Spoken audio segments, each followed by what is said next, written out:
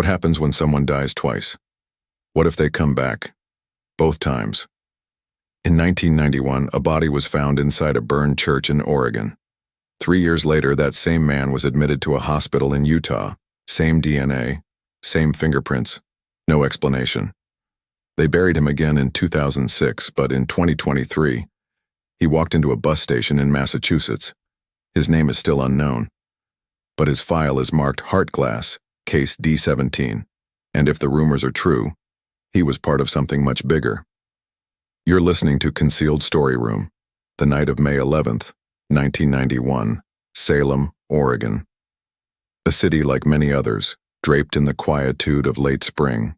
Rain had fallen earlier, a gentle sigh, leaving the streets slick and gleaming under the orange bath of streetlights. A cool mist, a phantom breath from the Willamette River, was beginning to creep through the avenues, softening edges, blurring the lines between the seen and the unseen. Most of the city slept, dreamed, oblivious to the inferno that was about to awaken, to the story that was about to begin. St. Raymond's Church, a sentinel of stone and timber, 100 years of prayers and whispers soaked into its very grain. It stood on the city's less frequented west side, a place of quiet contemplation, or perhaps forgotten things. Its spire, once a proud, unwavering finger pointing towards a silent, indifferent heaven, was now, by 11:38 p.m., wreathed in an unholy, hungry orange glow. Smoke, thick, black, acrid, billowed from its magnificent stained glass windows like tormented souls finally escaping their earthly prison. The first calls to the Salem Fire Department were frantic, hysterical, filled with the panicked cries of the few late-night witnesses, a passing car, a sleepless resident, who saw the old church become a funeral pyre, its silhouette stark against the churning, smoke-filled sky. Captain Eva Rostova, Engine 7. Her crew were among the first to arrive, their siren a mournful shriek tearing through the deceptive peace of the night. The heat. It hit them like a physical blow, even from 100 feet away. A palpable wave, and the roar. The roar of the flames was a monstrous living thing, a beast devouring ancient wood, sacred relics, a century of devotion with equal, indiscriminate fury. Full engagement, people. Rostova's voice, tight, strained through her respirator, cut through the cacophony. Jenkins, Miller, secure the goddamn perimeter. Thompson, you're with me. Primary attack line. We're going through the front. Watch for collapse. This old girl's not gonna hold for long, not like this. The main doors, heavy ornate oak, carved with scenes of saints and martyrs, were already buckling, surrendering. Flames, like predatory tongues, licked out from the widening gaps. They forced their way in. A descent into an inferno, battling through a maelstrom of smoke so thick, so choking, it felt like wading through black viscous water. The heat so intense it seared their lungs, even through the protective gear. The nave. It was a scene of Gothic Boschian horror. Pews ablaze, writhing like tortured sinners. The altar, a raging incandescent pyre. The crucifix on the far wall, a stark, defiant silhouette against a backdrop of impossible, hellish light. "Anything, Captain?" Thompson's voice crackled over the radio, strained, almost lost in the roar. "See anyone?" "Negative. Looks empty up here. Place is an oven, a goddamn furnace. We need to check the rear, sacristy, any storage rooms. If anyone was caught inside." Rostova didn't finish the sentence. The thought was grim enough. Too grim. It took them nearly 2 hours. 2 brutal, exhausting hours to beat back the worst of the blaze, to reduce the raging, all-consuming inferno to a smoldering, steaming, defeated ruin. The spire, that proud finger to heaven, had collapsed in on itself, sending a shower of fiery debris and molten lead crashing through what remained of the tortured roof. The stained glass windows, once vibrant with serene saints and scenes of biblical grace, were now melted, jagged maws, weeping black tears of smoke and soot. As the smoke began to thin, to clear, and the exhausted, soot-blackened firefighters picked their cautious way through the treacherous, still-hot debris, a grim discovery was made. In what had once been the rear storage room, a small, cramped, forgotten space behind the main altar, now filled with collapsed shelving, smoldering vestments, and the detritus of 100 years of church life, they found a body, or what was left of one. Captain Rostova, a young firefighter O'Malley, his voice hoarse, unsteady, his face pale beneath the grime. "Over here. We've got a victim." Rostova and Thompson made their way carefully through the still hot, unstable wreckage. The body lay partially buried beneath a heavy, fallen wooden beam, a grotesque, blackened, almost featureless shape, nearly indistinguishable from the charred debris that surrounded it. Male, that much was clear, but his features, gone. Severe, catastrophic burns had rendered him utterly unidentifiable by appearance. The heat had been so intense, so merciless, it had fused fabric to flesh, flesh to wood. The acrid smell of burnt everything hung heavy and sickening in the air, a smell you never quite forget. "God Almighty," Thompson muttered, turning his face away for a moment, a veteran's attempt to shield himself from the raw horror. Rostova knelt. Her own stomach churned, a familiar, unwelcome sensation despite years of confronting scenes of death, of destruction, of human fragility. "Age," she murmured, her voice low, clinical, a defense mechanism. "I'd guess 40s, maybe early 50s, judging by what's left of the frame. No obvious signs of anything pre-fire. But it's hard to tell. So hard to tell. The ME. He'll have his work cut out for him with this one." Detective Miles Harding, Salem PD. He arrived as dawn was breaking, the gray, indifferent light casting a new, stark pall over the smoking, skeletal ruins of St. Raymond's. He was a methodical man, Harding, his face etched with the quiet, weary patience of someone who had seen too much of the city's darker, hidden side. He conferred with Captain Rostova, his gaze sweeping the scene with a practiced, analytical eye, lingering for a moment on the body bag being carefully, respectfully carried out by the coroner's assistants. Another soul claimed by the city's shadows. "Anything jump out at you, Ava?" Harding asked, his notebook already open, pen poised. Rostova shook her head, her face smudged with soot, her eyes tired. "Not really, Miles. No obvious signs of forced entry that we could tell before the fire really took hold, but the place was old, probably not too secure to begin with. The fire, it seems to have started towards the rear, maybe in this storage area where we found him, but the damage is so extensive, pinpointing an exact origin, it's going to be tough. Educated guesswork at best." She gestured with a gloved hand towards the departing coroner's van. As for him, a pause. No idea who he is, or why he was in a locked church in the middle of the night. Could have been homeless, seeking shelter from the rain. It happens. Could have been something else. The something else hung heavy in the cool morning air, unspoken. Arson, a ritual gone tragically, horribly wrong. Salem, for all its sleepy, unassuming exterior, had its share of strange undercurrents. Its whispers, its old buried secrets. The autopsy, conducted later that day by Dr. Alistair Finch, a name then known only in Oregon's tight-knit medical examiner circles, years before his more esoteric consultations, his more controversial theories, would come to light in other, even darker contexts, revealed little about the man's identity. But it presented an immediate, baffling, and deeply unsettling anomaly. "The burns are catastrophic, Miles," Dr. Finch reported to Detective Harding over the phone later that afternoon, his precise, slightly accented voice unnervingly calm, almost detached, despite the gruesome nature of his subject matter. 4th degree, over 90% of the body surface area, facial features, completely obliterated. Dental records, if we can even recover usable samples, will be our only hope for a visual ID, assuming we can find any existing records to match them against. There are no obvious signs of pre-mortem trauma that I can definitively discern through the charring.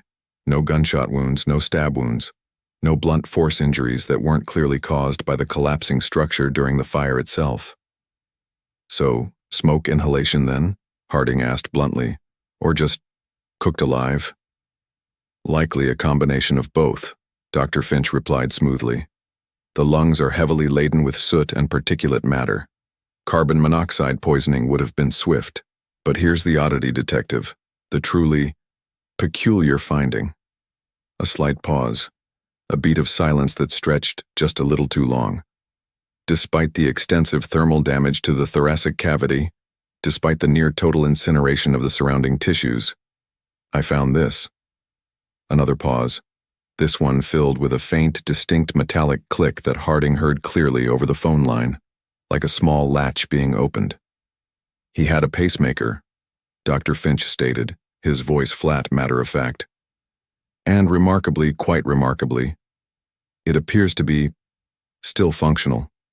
The casing is scorched, naturally, but the internal workings, the battery cell, they're intact. And so is the serial number. Harding frowned, leaning back in his worn office chair. A pacemaker? On a John Doe, looking to be in his 40s or 50s, found burned to a crisp in a church? That's unusual, wouldn't you say, Doc? Most of the indigents, the transients we find, they don't typically have that kind of advanced, expensive medical tech. Precisely, detective, Dr. Finch agreed, a hint of something unreadable in his tone. And this isn't just any pacemaker. The design is unfamiliar to me. Very compact, very sophisticated in its apparent construction. I've already dispatched the serial number and a detailed description to the major manufacturers. Perhaps they can shed some light on our mystery man, identify him for us. Hope for a quick identification via the pacemaker, however, rapidly turned into another dead end. Another layer of impenetrable enigma. Harding spent the next few days on the phone, chasing down leads with Boston Scientific, Medtronic, St. Jude Medical, all the major players in cardiac rhythm management, the titans of the industry. The responses were universally, frustratingly, perplexing. No, Detective Harding, a weary-sounding representative from Medtronic finally told him, after a lengthy, exhaustive search of their global databases. That serial number, it doesn't match anything in our registry. Anywhere. We have no record of a device with that specific designation ever being manufactured, sold, or implanted by our company. It was the same story everywhere he turned. The serial number didn't exist, not in any database. It wasn't registered to any patient, any hospital, any doctor. It was a ghost number, for a ghost device. Then came the final confounding piece of information. From a senior research engineer at a cutting-edge, somewhat secretive medical technology firm Harding had contacted as a last desperate resort, a company known for its bleeding edge, often classified RD. Detective, the engineer said, his voice tinged with a mixture of professional curiosity and outright disbelief after Harding had faxed him Dr. Finch's meticulously detailed sketches and technical specifications of the device recovered from the John Doe. This pacemaker your ME found, it's an extraordinary piece of technology. Truly. The power cell composition he describes, the microcircuitry, the potential telemetry capabilities. Frankly, Detective, it's years ahead of anything currently on the commercial market. Years. The engineer paused, a beat of hesitation. In fact, he continued, his voice dropping slightly, the specific model, as per these schematics, it doesn't officially exist. Not yet anyway. Not in any public capacity. It looks like something still in a very early, very classified research and development phase. Perhaps even theoretical. Harding felt a cold knot tighten in his stomach. A man, unidentifiable, burns to death in a church. The only clue to his identity is a piece of phantom technology, a pacemaker that, according to its own supposed creators, shouldn't even exist. Who was this man, and how in God's name did he come to have a piece of impossible, futuristic medical technology beating and then failing in his chest, even as the flames consumed him. With no fingerprints recoverable due to the severity of the burns, with no dental records to match against any missing persons databases, the man was, it seemed, a ghost even before he died. And with the inexplicable pacemaker leading only to a technological cul-de-sac, a void of unanswered questions. The investigation stalled, ground to a halt. The fire at St. Raymond's was eventually, and unsatisfactorily, ruled as having an undetermined origin, though faulty wiring in the old, cluttered storage room was floated as the most probable, if entirely unprovable, official cause. A convenient explanation. A closed book. The unidentified man's death was officially classified as undetermined accidental. There was no evidence of foul play that could be definitively proven, no suicide note, nothing but a lingering, unsettling miasma of questions without answers. He was designated John Doe Nar D17 for the county records, a sterile, anonymous label for an impossible enigma. A few weeks later, his charred remains, still unclaimed, still unnamed, were quietly interred in an unmarked grave in the city's dreary, windswept potter's field. Just another forgotten soul, lost to the indifferent machinery of death and bureaucracy, or so it seemed. But Detective Miles Harding, he never quite forgot Case D17, the inexplicable pacemaker, the man who seemingly had no past, no identity, the church fire that had swallowed him whole, leaving only ashes and riddles. It lingered, in the back of his mind, an unsolved chord in an otherwise orderly, predictable career, a chilling premonition that this was not an ending, but merely a pause, a comma in a story far from over. He couldn't shake the feeling, the deep, unsettling conviction that the story of John Doe D17, the man with the impossible phantom heart, was far from over. He had no idea just how right he was. The first body had been found, the first burial complete, but for Case D17, death, it would soon become terrifyingly, undeniably clear, was not a permanent condition. The unmarked grave in Salem's Potter's Field lay undisturbed. John Doe D17, a footnote in a city's ledger of forgotten souls. A case closed. A mystery, seemingly, buried with him. Detective Miles Harding, though he never quite forgot the man with the phantom pacemaker, eventually moved on to other cases, other unexplained sorrows the city offered up. The ashes of St. Raymond's Church grew cold. Years passed, 3 of them. Long enough for memories to fade, for official records to gather dust in deep archives. Long enough for the impossible to happen again. A different state, a different city. Deseret Memorial Hospital, Salt Lake City, Utah. A sprawling, modern complex, a world away from the quiet, rain-slicked streets of Salem. The emergency room on this sweltering summer night was a controlled chaos of beeping monitors, hurried footsteps, and the low murmur of medical jargon. Then, the ambulance arrived. Code 3, trauma patient. He'd been struck by a truck on Interstate 15, just south of the city. A hit and run. The driver never stopped. The man had been found lying by the side of the highway by a passing motorist, unconscious, battered, but alive. Miraculously so, given the apparent force of the impact. No identification, no wallet, no phone. Though cell phones were still a luxury then, not the ubiquitous appendages they would become. Just the clothes on his back, worn, nondescript, giving no clue to his origin or identity, and no name. He was another John Doe, for now. Dr. Sarah Jensen was the attending physician in the ER that night, young, capable, accustomed to the brutal, unpredictable nature of trauma. But this case, this one felt different from the moment they wheeled him in. Severe head trauma, multiple contusions, possible internal injuries.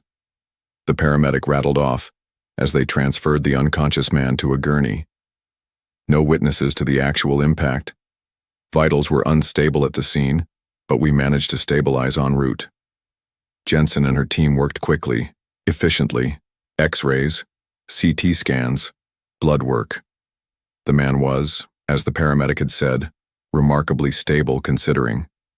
His injuries, while serious, didn't seem immediately life-threatening. A concussion, certainly, some broken ribs, bruising that painted his skin in shades of violent purple and black, but nothing that explained the other findings, or the lack thereof. Fingerprints? Jensen asked a weary-looking police officer, a Utah highway patrolman named Peterson, who had accompanied the ambulance. Anything to go on for an ID? Peterson shook his head. Clean as a whistle, Doc. No wallet, no papers. We'll run his prints through AFIS, see if anything pops. But if he's not in the system... He shrugged. Another ghost. They ran his prints. Standard procedure. The digital scan was uploaded to the national database, the system word, compared, searched, and then it beeped. A match. Officer Peterson, who had been idly sipping lukewarm coffee, nearly choked. We got something? He asked, surprised. Most John Does from highway accidents remained John Does for a long, long time. The ER technician, a young man named Kevin, stared at his screen, his brow furrowed in disbelief. Yeah, we got a match, officer, Kevin said slowly, his voice tinged with confusion. But this can't be right. What is it? Jensen asked, pausing in her review of the man's x-rays. Kevin turned his screen. The file that had appeared was sparse, but the name, the designation, it was chillingly specific. John Doe. Case file, D18, Salem County, Oregon. Status, deceased. Date of death, May 11, 1991. Circumstances, victim of church fire. Disposition, buried, Salem Municipal Cemetery, unmarked section. A stunned silence fell over the small ER workstation. Peterson stared at the screen, then at the unconscious man lying on the gurney, his face bruised and swollen, but undeniably whole. Salem, Oregon? Peterson finally managed. 1991? That's 3 years ago. And 1,000 miles from here. This has to be a system glitch, some kind of data corruption. Run it again, Kevin, Dr. Jensen ordered, her voice tight, and get Salem PD on the line. Find someone in their records division. We need to verify this, now. They ran the prints again. The result was the same. A perfect, undeniable match. The man lying unconscious in their ER, the victim of a Utah truck accident in August 1994, was the same man whose charred remains had supposedly been pulled from the ashes of St. Raymond's Church in Salem, Oregon, in May 1991. The man who had been officially declared dead, the man who had been buried. Dr. Jensen felt a cold wave of unease wash over her, something far beyond the usual stresses of the emergency room. This wasn't just a medical case anymore. This was something else, something impossible. As they waited for confirmation from Salem PD, a process that involved waking up a very confused and irritated records clerk in the middle of the night, Jensen continued her examination of the patient. And the anomalies, they just kept piling up.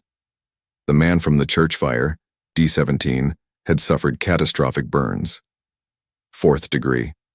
Over 90% of his body, unidentifiable. But this man lying on her gurney, he had no burn scars, none. His skin, though bruised from the recent trauma, was otherwise unblemished, intact.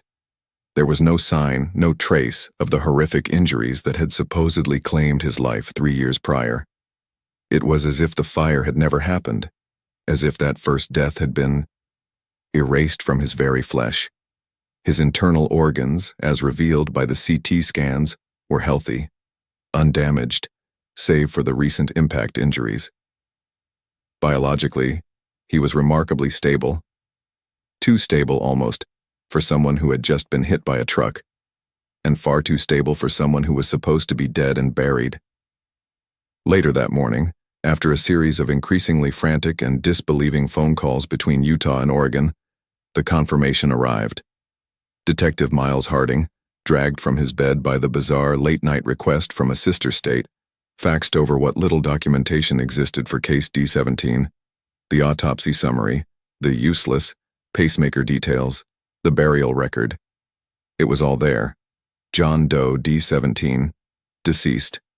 Yet here he was, breathing, heart beating, a medical impossibility, a statistical ghost. When the patient finally regained consciousness late the next day, the mystery only deepened. He had no memory. None. Not of who he was. Not of where he came from. Not of the accident that had brought him to Deseret Memorial. His mind was a blank slate, a terrifying, empty void. Where am I?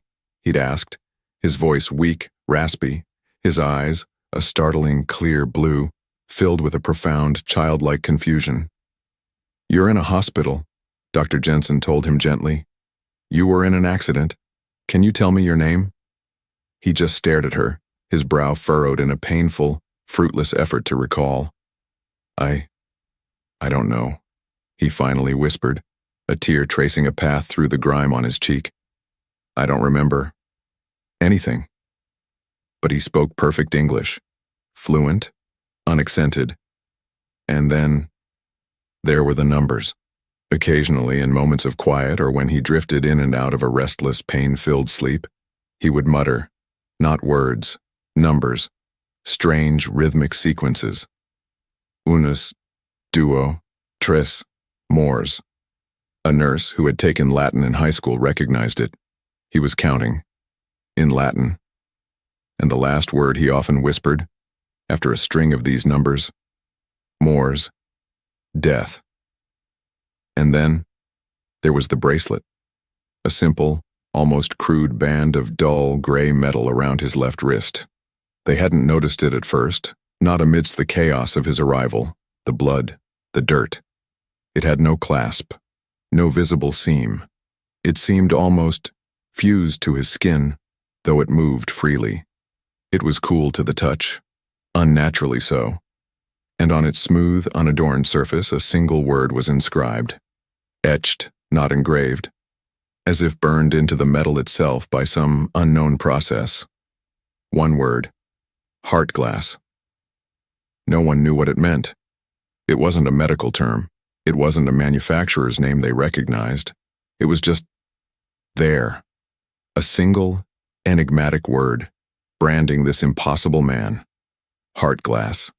The man from the burned church, the man with the phantom pacemaker, the man who had died and been buried, was here, alive, again, with no memory, no scars from his fiery demise, speaking numbers in a dead language, and wearing a bracelet that whispered of Heartglass.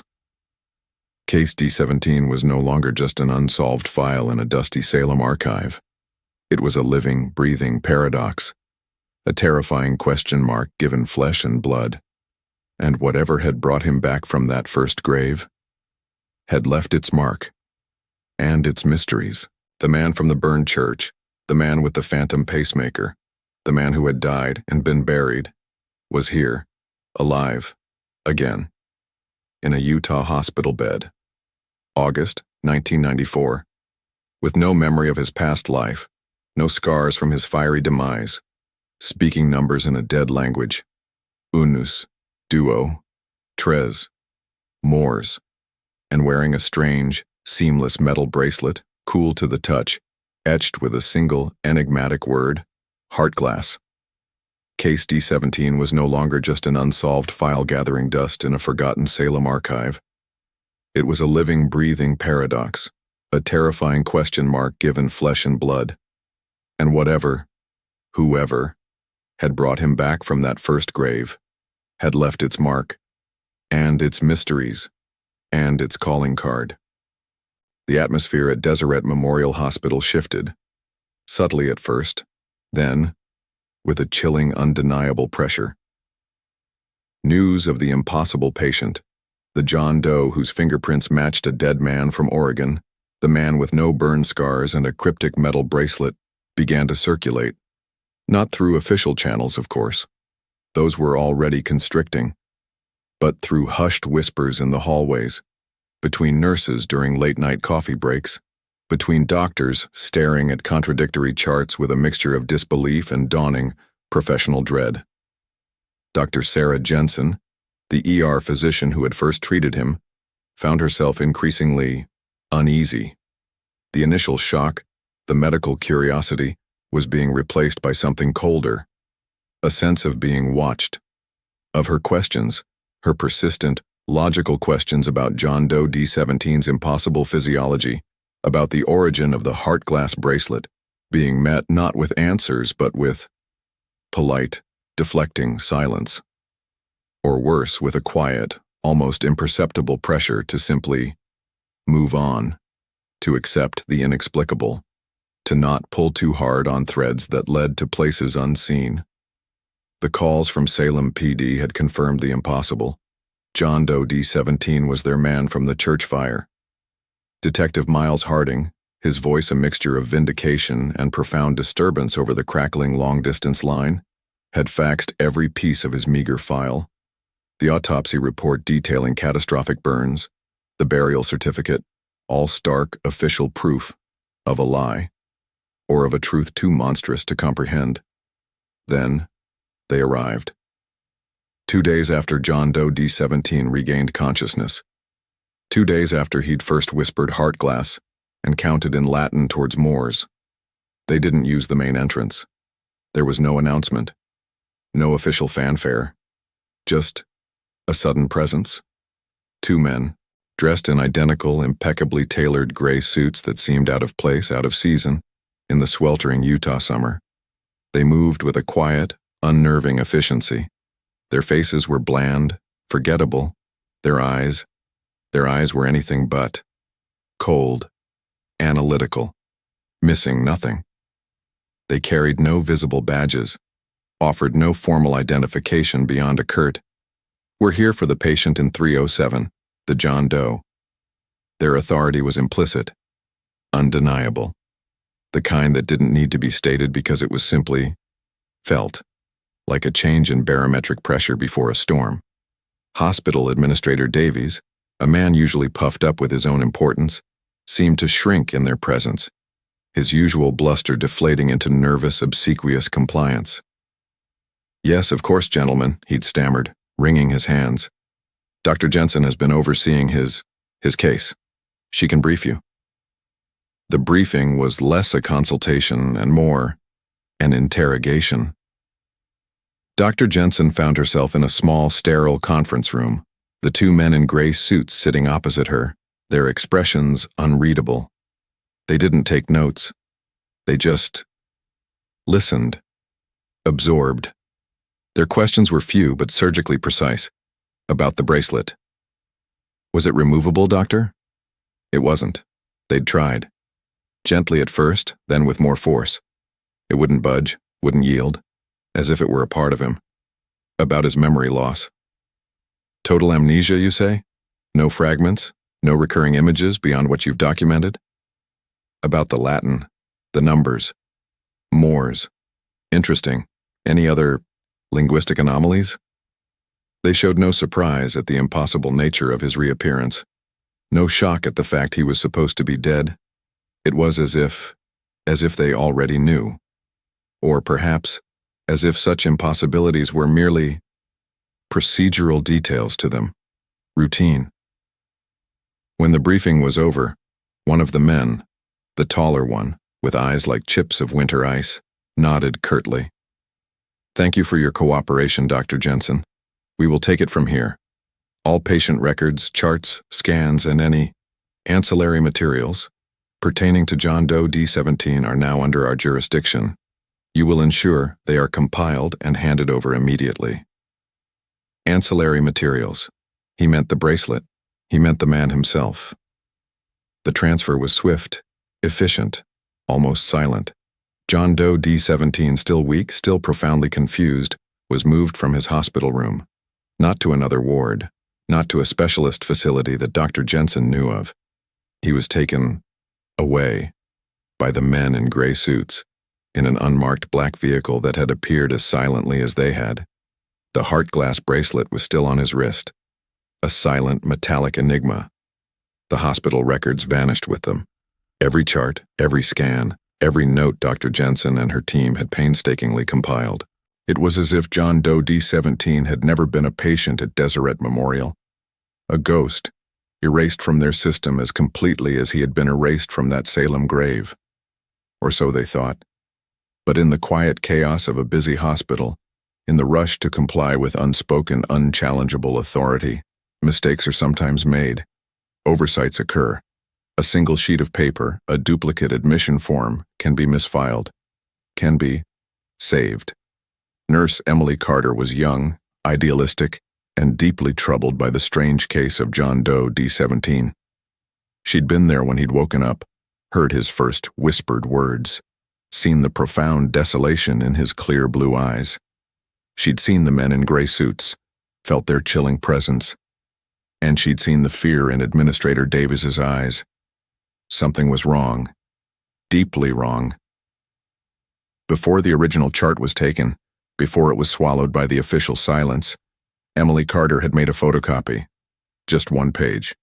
A patient intake summary, a small act of defiance, a desperate need for some tangible proof that this impossible man, this silent mystery, had actually been there.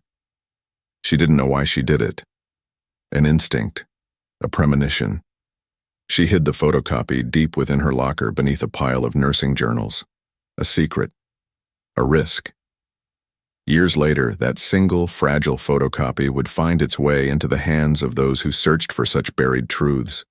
A leaked document, a whisper from a silenced past. The information it contained was sparse, but electrifying. Patient intake, classified referral name, unknown, per protocol D-alpha, designation, codename, D17 referring, agency, redacted, level 7 clearance, implant, internal scan detected, CRX-203, experimental neural capacitor, manufacturer unknown, unlisted. Physical anomalies, subject exhibits, complete tissue regeneration inconsistent with documented prior trauma. Ref, Salem County File D17, deceased. Heartglass metallic bracelet, non-removable, unknown alloy and purpose. Psychological notes, profound retrograde amnesia, sporadic vocalization of numerical sequences, Latin. Subject appears responsive. Disposition, recirculated to primary oversight. Recirculated, the word chilled to the bone, like a faulty component being sent back to the factory, like a product, not a person. And experimental neural capacitor, CRX-203. What in God's name was that? A device beyond the phantom pacemaker, something new, something inside his head. Heartglass. Was it the bracelet? Or was it the project? Or was it him? Nurse Emily Carter, in her hushed, anonymous statement accompanying the leaked document years later, recalled one final haunting detail. As they were preparing John Doe D17 for transfer, as the men in gray suits waited impassively by the door, he had turned to her. His blue eyes, for a fleeting moment, seemed to clear. The fog of amnesia seemed to lift, just for a second, and he'd asked her a question. A single whispered question, his voice filled with a quiet, almost unbearable weariness. A question that would echo in her nightmares for years to come. "Tell me," he'd said, his gaze holding hers, searching for an answer she could not possibly give. Was this my first death or my last? Then the fog had returned. His eyes clouded over, and the men in gray suits led him away, leaving behind only silence and a single photocopied page, a testament to a man who couldn't die, a man who was now a file, a secret, recirculated into the unseen, unimaginable machinery of something else, something that collected men like him, something that knew how to erase death itself, and then, perhaps, do it all over again. Nurse Emily Carter's smuggled photocopy. A single page, a fragile whisper from a silenced event. Designation, codename, D17, implant, internal scan detected, CRX-203, experimental neural capacitor. disposition recirculated to primary oversight, and his final haunting question echoing from that Utah hospital room in 1994, was this my first death or my last? The men in gray suits had taken him, vanished him, along with every official record of his impossible return. John Doe D18, the man who had walked out of a Salem grave, the man bearing the enigmatic Heartglass bracelet and an unknown neural implant, was once again gone, recirculated, swallowed by the unseen, unimaginable machinery of something that collected men like him, something that knew how to erase death. And then, perhaps, as Nurse Carter had chillingly wondered, do it all over again.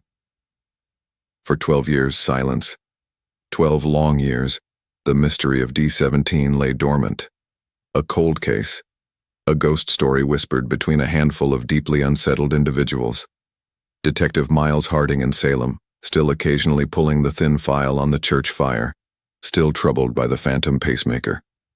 Dr. Sarah Jensen in Utah, the memory of the man with no past and the Heartglass bracelet a persistent, unwelcome shadow in her otherwise orderly medical career. Nurse Emily Carter, the photocopied intake form a dangerous secret, a constant reminder of the day she brushed against a truth too vast, too terrifying to comprehend. 12 years. The world turned. Technology leaped forward. Memories faded. But some things don't stay buried. No matter how deep the grave. No matter how powerful the forces determined to keep them there. July 2006. The Nevada desert.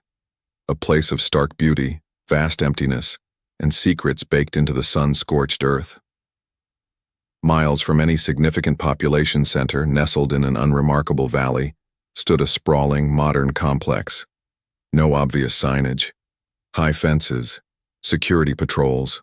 Officially, it was Prometheus Dynamics, a private medical research facility, a pharmaceutical trial center according to its opaque corporate filings, specializing in advanced neurological therapies and regenerative medicine. On a stifling, moonless desert night, the kind where the stars seem close enough to touch and the silence is broken only by the cry of a distant coyote, that silence was shattered. An explosion, then another. Flames, hungry and incandescent, erupted from the central laboratory wing of the Prometheus Dynamics complex, painting the dark desert sky with hues of orange and blood red. A scene eerily reminiscent of another fire, 15 years prior, in a quiet Oregon town. The response from the nearest county fire department was delayed by distance, by the facility's remote, secure location. By the time they arrived, the central lab was a raging inferno. Chemicals fueled the blaze, sending plumes of acrid black smoke coiling into the night. Secondary explosions rocked the ground. It was a desperate, dangerous battle, fought against a fire that seemed almost alive, almost deliberate. It took hours. Hours of water, foam, and sheer dogged determination before the flames were finally subdued, before the monstrous roar was reduced to a sullen, crackling hiss. The central laboratory wing of Prometheus Dynamics was a ruin, a blackened, twisted skeleton of steel and concrete, the air thick with the stench of burnt chemicals, melted plastic, and something else. Something unsettlingly familiar to anyone who had ever stood in the aftermath of a truly devastating fire. The smell of incinerated, organic matter. Investigators, sifting through the wreckage in the harsh light of the Nevada dawn, initially assumed there would be multiple casualties, a facility of that size operating around the clock. But Prometheus Dynamics, it turned out, had a remarkably efficient, almost preternaturally swift evacuation protocol. All personnel, they were told by tight-lipped company representatives who arrived almost as quickly as the fire trucks, were accounted for. Safe. Except for one. Deep within the most heavily damaged section of the lab, a reinforced subterranean chamber that seemed to have been the epicenter of the initial blast, they found him. One body, or what was left of it. The heat had been unimaginable, far exceeding that of a typical structural fire. The remains were fused to a melted, unrecognizable piece of laboratory equipment. Male. That was all they could tell at first. The county coroner, a stoic, seen-it-all man named Dr. Marcus Thorne, no relation to the physicist who would later experiment with forbidden frequencies, though the name, like a recurring echo, seemed to surface in these strange, interconnected narratives, began his grim work. Identification would be challenging. Dental records? Unlikely. The jaw was mostly gone. Visual ID? Impossible. But then, as they carefully extracted the remains from the debris, they found the fingerprints. Miraculously, almost impossibly preserved on one partially shielded hand, the skin seared, but the delicate ridges still somehow legible. The prints were run through AFS, the system word, and the hit came back. Dr. Thorne, a man not easily surprised, felt a cold unease settle upon him as he read the preliminary report from the FBI's fingerprint database. The technician who ran the comparison had called him directly, his voice tinged with disbelief. "Doc," the technician had said, "you're not going to believe this. This print, it matches a John Doe, from Oregon, 1991, case D18, supposedly died in a church fire." A pause. "And Doc, that same John Doe, he also matched a hit-and-run victim in Utah, 1994, who also apparently had no ID, but his prints were in the system from the Oregon case. This guy, he's been dead twice already, according to the feds." Dr. Thorne stared at the charred remains on his stainless steel table. The same DNA later confirmed, though the sample was degraded. The same fingerprints, the same impossible man, John Doe, D18, again, for the third time, risen from an official death, only to die once more in flames. But this time, this third iteration, there were differences, new, disturbing variables in an already impossible equation. During the meticulous autopsy, Dr. Thorne discovered them. First, the scar. Running the length of the subject's spine, from the nape of the neck to the coccyx, deep, healed, but clearly the result of significant, invasive surgery. A scar that had not been present on the John Doe admitted to Deseret Memorial in Utah 12 years prior, according to the now mostly vanished medical records that a persistent Detective Harding had managed to note before they were sealed. And then, the chip, embedded deep behind the subject's right ear, nestled against the mastoid bone. A microchip, small, sleek, composed of an unknown, heat-resistant ceramic composite. The fire had damaged it, melted parts of its delicate casing, but one identifier etched into its surface with microscopic precision was still barely legible under high magnification. A simple, chilling alphanumeric, HG D18 HG. Heartglass. The word from the bracelet that was now conspicuously absent from these remains, and D18, his unchanging eternal designation, the chip itself, its purpose was unknown. Its technology, like the pacemaker before it, seemed advanced, beyond anything Dr. Thorne was familiar with. A tracking device, a data storage unit, or something more. Something connected to that experimental neural capacitor CRX-203 mentioned in Nurse Carter's leaked document. The questions multiplied. The answers receded further into an impenetrable darkness. The official investigation into the Prometheus Dynamics fire was brief and remarkably incurious. The company, citing proprietary research and national security concerns, a claim vaguely substantiated by a quiet intervention from certain federal agencies, stonewalled most inquiries. The fire was attributed to an accidental chemical combustion. The death of the single unidentified lab worker, for that is how D18 was now classified, was deemed a tragic consequence. Case closed, again. John Doe D18, or HG D18, as he was now perhaps more accurately known, was buried again, quietly, without ceremony. This time, however, not in a potter's field. His remains, or what was left of them after Dr. Thorne's examination, were claimed by a nondescript legal firm representing private research interests. They were interred, so the paperwork stated, in the same unmarked gravesite in Salem, Oregon, where his first iteration had been laid to rest, as if completing a circle, as if returning a borrowed vessel. The file for case D18 briefly reopened, gathering new impossible data points. The spinal scar, the microchip, was once again stamped, closed, sealed, buried. But the questions, they festered. How could a man die, be identified, be buried, only to reappear years later, unscarred, amnesiac, bearing a strange bracelet? And then, how could that same man, after vanishing again, die another death, in another fire, 12 years after that, now bearing new surgical scars and an implanted microchip? What was Prometheus Dynamics really doing in that desert lab?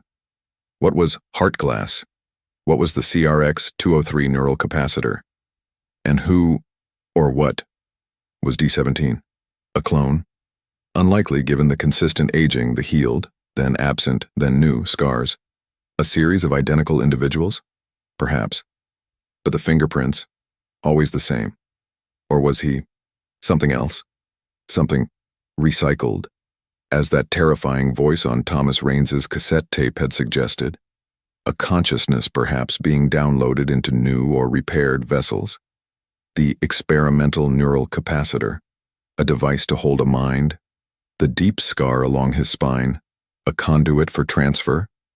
The microchip HGD18, a new iteration of the Heartglass marker. The silence from official channels was deafening. But the whispers in the dark corners of the web, among those who chased such impossible stories. They grew louder. They spoke of Project Recall, of red tag clearance, of Lazarus Gates, and now, of Heartglass, of a man or an entity or a program that had seemingly conquered death, or at the very least had made it negotiable, temporary, a revolving door. D18 was buried again, but no one who knew even a fraction of his impossible story truly believed he was gone for good. They just wondered when and where and in what form he would return next. D18 was buried again, his third official death, his second official burial, 2006. The Nevada desert had claimed him, or so the records stated. The Prometheus Dynamics fire, another convenient inferno, another layer of ash and secrecy over an impossible life. The spinal scar, the microchip etched HGD18, new questions, new horrors, and then silence. A silence that stretched for 17 years. 17 years for the whispers to fade, for the few who knew fragments of his story to wonder if, perhaps, this time death had finally held. If the revolving door had finally jammed. But some echoes refuse to be silenced. Some patterns demand to be completed. And for case D18, 17 years was merely an intermission, a breath held before the next impossible act. April 2023, Lowell, Massachusetts, a city wrestling with its own ghosts of industry and decline, a place where the forgotten often drifted. The Lowell Bus Terminal, a utilitarian hub of transient lives, arrivals and departures, anonymous faces in a constant, weary flow. On a damp Tuesday morning, under the flickering fluorescent lights and the stale scent of diesel fumes and desperation, a security officer named Maria Rodriguez noticed him. He was thin, almost spectral, quiet. So quiet he seemed to absorb the noise around him. Wearing old clothes, a threadbare coat too warm for the season, trousers worn smooth with age and hardship. They hung loosely on his emaciated frame. He wasn't waiting for a bus. He wasn't meeting anyone. He was just there. Standing near a bank of lockers, his gaze distant, unfocused, as if looking at something far beyond the grimy walls of the terminal, and he kept repeating one sentence. softly, to himself, a strange broken mantra. I died in a fire. A pause, his lips barely moving. But the light brought me back. Officer Rodriguez, a veteran of countless nights dealing with the lost and the troubled, felt a prickle of unease.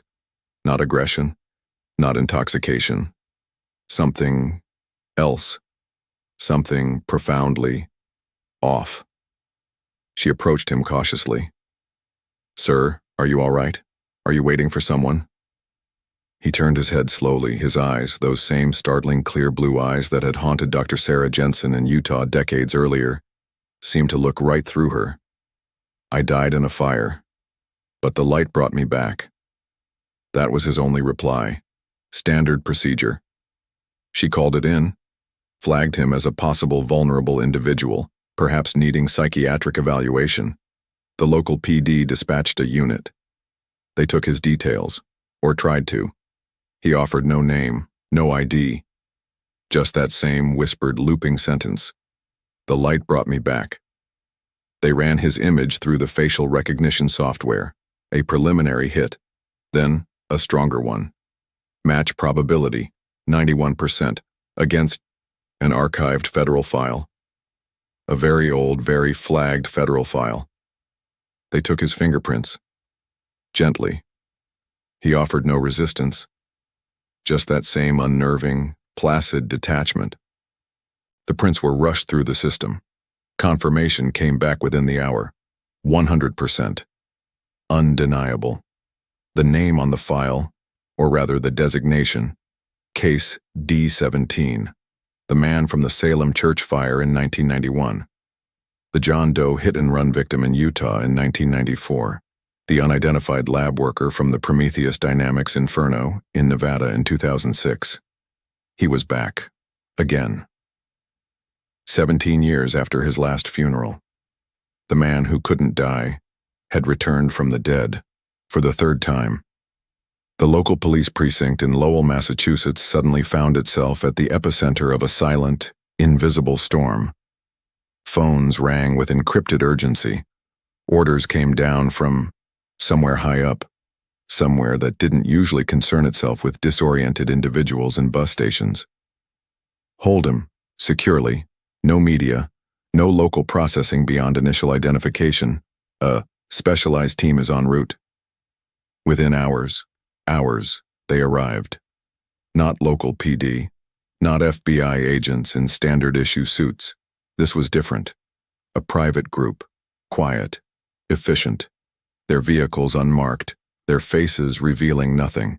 They moved with the kind of practiced, unnerving precision that spoke of long experience in acquisitions. They presented credentials that brooked no argument, paperwork that superseded all local authority. The man, D18, was transferred into their custody. He went without a word, without a struggle. That same distant, almost serene look in his eyes, as if he'd been expecting them.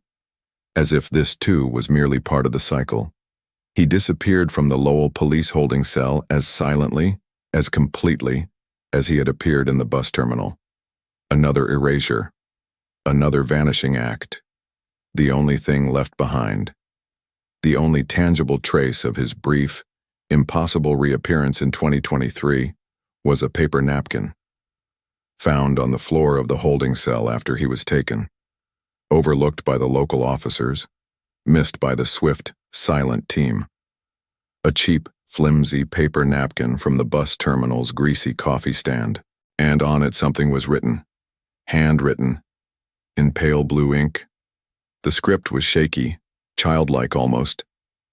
But the words were a revelation, a final, chilling piece of the puzzle, or perhaps the key to an even larger, more terrifying one. The napkin read, Heartglass was never a project. It was a test, to see how long memory could last through death. And then, at the very bottom of the napkin, scrawled with a slightly firmer, more urgent pressure, as if a final, critical thought had broken through the fog. D18 is already awake.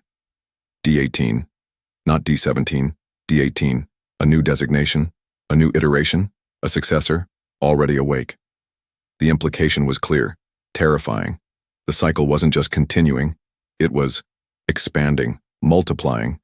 The man known only as D17. 3 deaths. 3 burials if you count the ashes of Prometheus dynamics. 3 impossible returns. Was he part of some clandestine government resurrection program?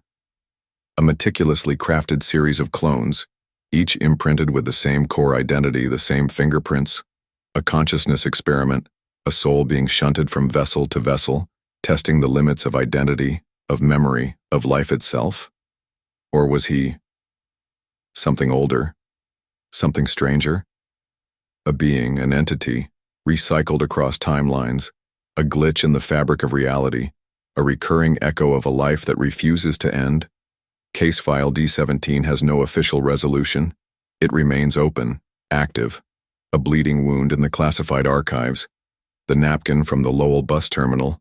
It vanished, of course, intercepted before its contents could truly spread. But the words remain, a testament, a warning. Heartglass was never a project. It was a test, to see how long memory could last through death. D18 is already awake. If someone can die twice, and still return, if someone can die 3 times, and still walk among us, who decides when a life is truly over? Who holds the power to grant such persistence, and for what purpose? What if death is no longer the end? What if it's merely a transition? A variable in an equation we were never meant to comprehend? The questions linger, unanswered, perhaps unanswerable. You've been listening to Concealed Story Room. Subscribe for more erased projects, buried files, and voices that refuse to stay silent. The silence is listening, and D18 is already awake.